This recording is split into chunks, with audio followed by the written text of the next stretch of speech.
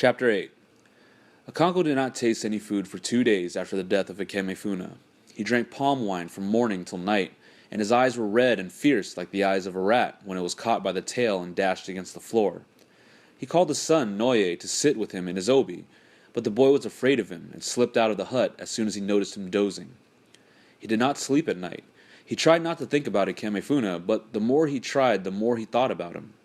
Once he got up from bed and walked about his compound.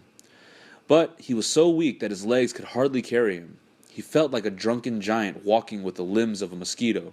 Now and then a cold shiver descended on his head and spread down his body. On the third day, he asked his wife, Akwefi, to roast plantains for him.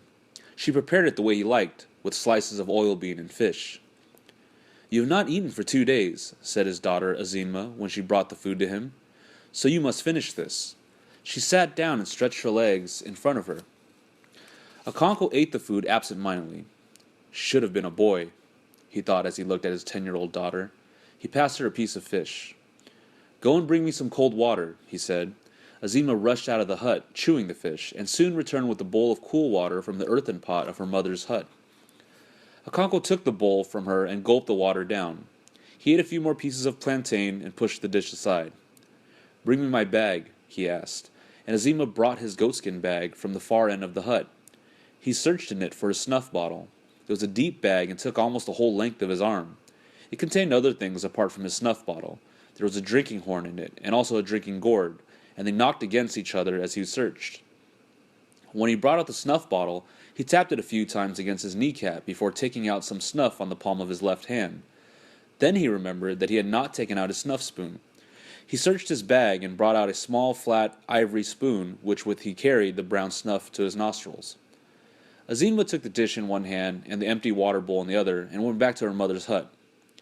She should have been a boy, Akonko said to himself again. His mind went back to Ikemefuna, and he shivered. If only he could find some work to do, he would be able to forget. But it was the season of rest between the harvest and the next planting season. The only work that men did at this time was covering the walls of their compound with new palm fronds, and Akonko had already done that. He had finished it on the very day the locusts came, when he had worked on one side of the wall and Ikemefuna and Noye on the other. "When did you become a shivering old woman?" Akonko had asked himself. "You, who are known in all the 9 villages for your valor in war. How can a man who has killed 5 men in battle fall to pieces because he has added a boy to their number? Akonko, you have become a woman indeed." He sprang to his feet, hung his goatskin bag on his shoulder, and went to visit his friend, Obierica. Obierica was sitting outside under the shade of an orange tree making thatches from leaves of the raffia palm. He exchanged greetings with Akonko and led the way into his obi. "I was coming over to see you as soon as I finished that thatch," he said, rubbing off the grains of sand that clung to his thighs. "Is it well?" Akonko asked. "Yes," replied Obierica. "My daughter's suitor is coming today, and I hope we will clinch the matter of the bride price. I want you to be there." Just then, Obierica's son, Maduka, came from his obi from outside, greeted Akonko, and turned towards the compound. "Come and shake hands with me," Akonko said to the lad. "Your wrestling the other day gave me much happiness." The boy smiled, shook hands with Akonko, and went into the compound. "He will do great things," Akonko said. "If I had a son like him, I should be happy. I am worried about Noye. A bowl of pounded yams can throw him in a wrestling match. His 2 younger brothers are more promising. But I can tell you, Obierica, that my children do not resemble me. Where are the young suckers that will grow when the old banana tree dies? If Azima had been a boy, I would have been happier. She has the right spirit." You worry yourself for nothing," Obierica said. "The children are still very young. Noye is old enough to impregnate a woman. At his age, I was already fending for myself. No, my friend, he is not too young. A chick that will grow into a cock can be spotted the very day it hatches. I have done my best to make Noye grow into a man, but there's too much of his mother in him." Too much of his grandfather, Obierica thought, but he did not say it. The same thought also came to Akonko's mind, but he had long learned how to lay that ghost. Whenever the thought of his father's weakness and failure troubled him, he expelled it by thinking about his own strength and success. And so he did now. His mind went to his latest show of manliness. "I cannot understand why you refused to come with us to kill that boy," he asked Obierica. Because I did not want to, Obierica replied sharply. I had something better to do. You sound as if you questioned the authority and the decisions of the oracle, who said he should die. I do not. Why should I? But the oracle did not ask me to carry out its decision. But someone had to do it. If we were all afraid of blood, it would not be done. And what do you think the oracle would do then? You know very well, Okonkwo, that I am not afraid of blood, and if anyone tells you that I am, he is telling a lie. And let me tell you one thing, my friend. If I were you, I would have stayed home. What you have done will not please the earth. It is the kind of action for which the goddess wipes out whole families. The earth cannot punish me for obeying her messenger, Okonkwo said. A child's fingers are not scalded by a piece of hot yam which its mother puts into its palm. That is true, Obierica said. But if the oracle said that my son should be killed, I would neither dispute it nor be the one to do it. They would have gone on arguing had Ofoedu not come in just then. It was clear from the twinkling in his eye that he had important news, but it would be impolite to rush him. Obierica offered him a lobe of the kola nut he had just broken with Okonkwo. Ofoedu ate slowly and talked about the locusts. When he finished his kola nut, he said, "The things that happen these days are very strange." "What has happened?" asked Okonkwo. "Do you know Ogbuefi Ndule?" Ofoedu asked. "Ogbuefu Ndule of Ira village," Obierica said together. "He died this morning," Ofoedu said. "That is not strange. He was the oldest man in Ire," said Obierica. "You are right," Ofoedu agreed. "But you ought to ask why the drum has not beaten to tell Umofia of his death." "Why?" said Obierica and Okonkwo together. "That is the strange part of it. You know his first wife, who walks with a stick?" "Yes, she is called Ozoemina." "That is so," said Ofoedu. "Ozoemina was, as you know, too old to attend to Ndulue during his illness. His younger wives did that. When he died this morning, one of these women went to Ozoemina's hut and told her. She rose from her mat and took her stick and walked over to Azobi. She knelt on her knees and hands at the threshold and called her husband, who lives laid on the mat. Ogbuefi Ndulue, she called 3 times and went back to her hut.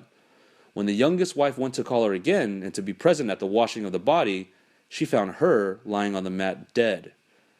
"That is very strange indeed," said Okonkwo. "They will put off Ndulue's funeral until his wife has been buried. That is why the drum has not been beaten to tell Umofia." "It was always said that Ndulue and Ozoemina had one mind," said Obierica. "I remember when I was a young boy there was a song about them. He could not do anything without telling her." "I did not know that," said Okonkwo. "I thought he was a strong man in his youth." "Oh, he was indeed," said Ofoedu. Okonkwo shook his head doubtfully. "He led Umofia to war in those days," said Obierica. Okonkwo was beginning to feel like his old self again. All that he required was something to occupy his mind. If he had killed the Kemefuna during the busy planting season or harvesting, it would not have been so bad. His mind would have been centered on his work. Okonkwo was not a man of thought, but of action. But in absence of work, talking was the next best. Soon after Ofoedu left, Okonkwo took up his goatskin bag to go. "I must go home to tap my palm trees for the afternoon," he said. "Who taps your tall trees for you?" said Obierica. "Umezuliki," replied Okonkwo. "Sometimes I wish I had not taken the Ozo title," said Obierica. "It wounds my heart to see these young men killing palm trees in the name of tapping." "It is so indeed," Okonkwo agreed, "but the law of the land must be obeyed." "I don't know how we got that law," said Obierica. "In many other clans, a man of title is not forbidden to climb the palm tree. Here, we say he cannot climb the tall tree, but he can tap the short one standing on the ground. It is like Dimarangana, who would not lend his knife for cutting up dog meat because the dog was taboo to him, but offered to use his teeth." "I think it is good that our clan holds the Ozo title high esteem," said Okonkwo. "In those other clans, you speak of Ozo, and Ozo is so low that every beggar takes it." "I was only speaking in jest," said Obierica. "In Abame and Anita, the title is worth less than 2 calories. Every man wears the thread on the title of his ankle, and does not lose it even if he steals." "They have indeed soiled the name of Ozo," said Okonkwo as he rose to go. "It will not be very long now before my in-laws come," said Obierica. "I shall return very soon," said Okonkwo, looking at the position of the sun. There were 7 men in Obierica's hut when Okonkwo returned. The suitor was a young man of about 25, and with him were his father and uncle. On Obiera's side were his two elder brothers and Maduka, his 16-year-old son. "Ask Akweyueki, mother, to send us some kola nuts," said Obiera to his son. Maduka vanished into the compound like lightning. The conversation at once centered on him, and everybody agreed that he was as sharp as a razor. "I sometimes think he is too sharp," said Obiera, somewhat indulgently. "He hardly ever walks. He is always in a hurry. If you are sending him on an errand, he flies away before he has heard half the message." "You are very much like that yourself," said his eldest brother. "As our people say, when mother cow is chewing grass, its young ones watch its mouth. Maduka has been watching your mouth." As he was speaking, the boy returned, followed by Akueki, his half-sister, carrying a wooden dish with 3 kola nuts and alligator pepper. She gave the dish to her father's eldest brother and then shook hands very shyly with her suitor and his relatives. She was about 16 and just ripe for marriage. Her suitor and his relatives surveyed her young body with expert eyes as if to assure themselves that she was beautiful and ripe. She wore a coiffure, which was done up into her crest in her middle of her head. Camwood was rubbed lightly into her skin, and all over her body were black patterns drawn with uli. She wore a black necklace which hung down in 3 coils just above her full, succulent breasts. On her arms were red and yellow bangles, and on her waist 4 or 5 rows of jigida, or waist beads. When she had shaken hands, or rather held out her hand to be shaken, she returned to her mother's hut to help her with the cooking. "Remove your jigida first," her mother warned as she moved near the fireplace to bring the pestle resting against the wall. "Every day I tell you that jigida and fire are not friends, but you will never hear. You grew your ears for decoration, not for hearing. One of these days your jigida will catch fire on your waist, and then you will know." Akueki moved to the other end of the hut and began to remove the waist beads. It had to be done slowly and carefully, taking each string separately, else it would break, and the 1,000 tiny rings would have to be strung together again. She rubbed each string downwards with her palms until it passed the buttocks and slipped down to the floor around her feet. The men in the obi had already begun to drink the palm wine which Akueki's suitor had bought. It was a very good wine, and powerful, for in spite of the palm fruit hung across the mouth of the pot to restrain the lively liquor, white foam rose and spilled over. "That wine is the work of a good tapper," said Okonkwo. The young suitor, whose name was Ibe, smiled broadly and said to his father, "Do you hear that?" He then said to the others, "He will never admit that I am a good tapper." "He tapped 3 of my best palm trees to death," said his father, Ukebu. "That was about 5 years ago," said Ibe, who had begun to pour out the wine, "before I learned how to tap." He filled the first horn and gave to his father. Then he poured out for the others. Okonkwo brought out his big horn from the goatskin bag, blew into it to remove any dust that might be there, and gave it to Ibe to fill. As the men drank, they talked about everything except the thing for which they had gathered. It was only after the pot had been emptied that the suitor's father cleared his voice and announced the object of their visit.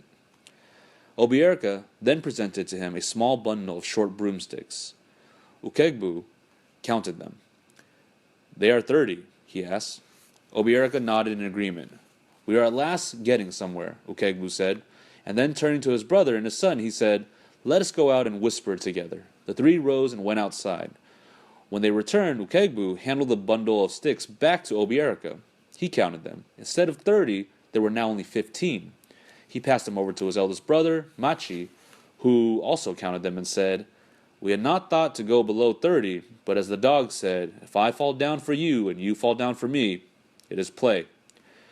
Marriage should be a play and not a fight, so we are falling down again." He then added 10 sticks to the 15 and gave the bundle to Okegbu. In this way, Akuke's bride price was finally settled at 20 bags of cowries. It was already dusk when the 2 parties came to this agreement. "Go and tell Akueki's mother that we have finished," Obiera said to his son, Maduka. Almost immediately, the woman came in with a big bowl of fufu. Obiera's second wife followed with a pot of soup, and Maduka brought in a pot of palm wine. As the men ate and drank their palm wine, they talked about the customs of their neighbors. "It was only this morning," said Obiera, "that Okonkwo and I were talking about Abame and Anita, where title men climb trees and pound fufu for their wives. All their customs are upside down. They do not decide bride price as we do, with sticks. They haggle and bargain as if they were buying a goat or a cow in the market. That is very bad, said Obierica's eldest brother. But what good is one place is bad in another? In Umunso, they do not bargain at all, not even with broomsticks. The suitor just goes on bringing bags of cowries until his in-laws tell him to stop. It is a bad custom because it always leads to a quarrel. Well, the world is large, said Okonkwo. I have even heard that in some tribes a man's children belong to his wife and her family. That cannot be, said Machi. You might as well say that the woman lies on top of the man when they are making the children. It is like the story of white men, they say, are white. Like this piece of chalk, said Obierica. He held up a piece of chalk, which every man kept in his obi, and with which his guests drew lines on the floor before they ate kola nuts. And these white men, they say, have no toes. And have you ever seen them? Said Machi. Have you? Said Obierica. One of them passes here frequently, says Machi. His name is Amadi. Those who knew Amadi laughed. He was a leper, and the polite name for leprosy was the white skin.